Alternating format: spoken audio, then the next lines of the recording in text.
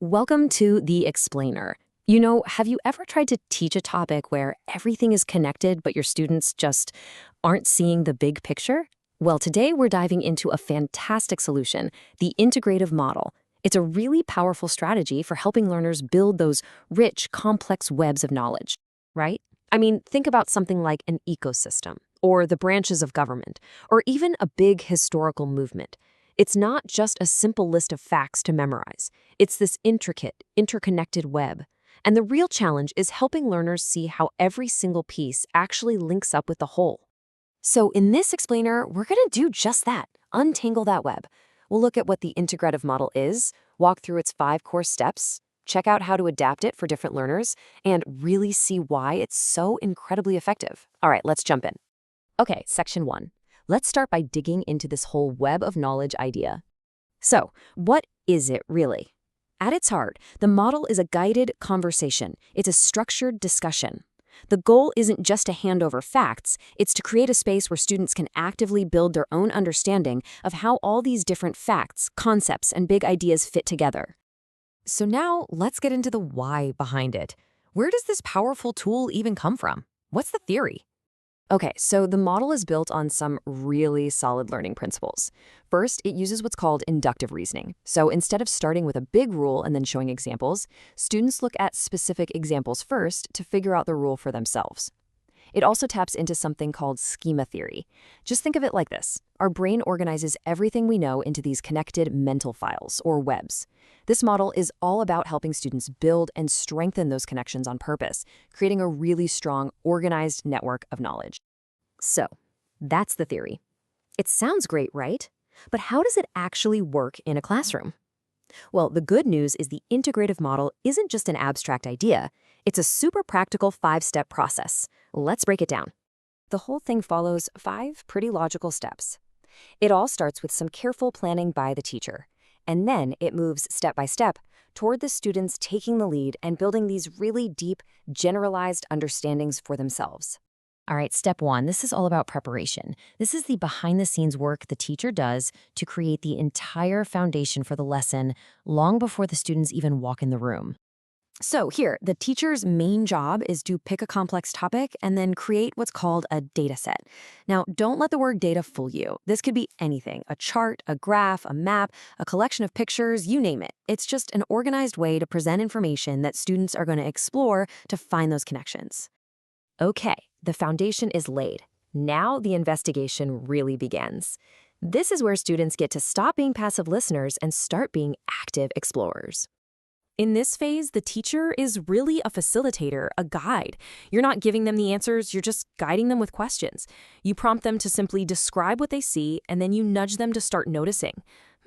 What's similar here? What's different? Are there any patterns starting to pop up? Now, this next step is a huge transition.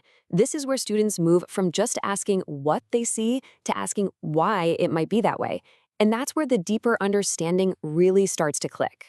The key question here is so simple, but so powerful. Why? You're challenging students to go beyond just observing and start explaining the patterns they found.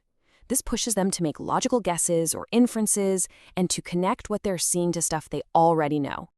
Okay, in this step, students get to take their newfound understanding and apply it to totally new situations. This is where their thinking gets really creative and flexible.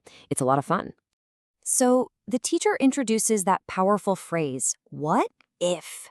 What if we changed this one thing in the chart? What do you think would happen then? This encourages students to come up with their own hypotheses and predict outcomes, which is honestly the ultimate test of whether they really get the relationships at play. And finally, we get to the big finish.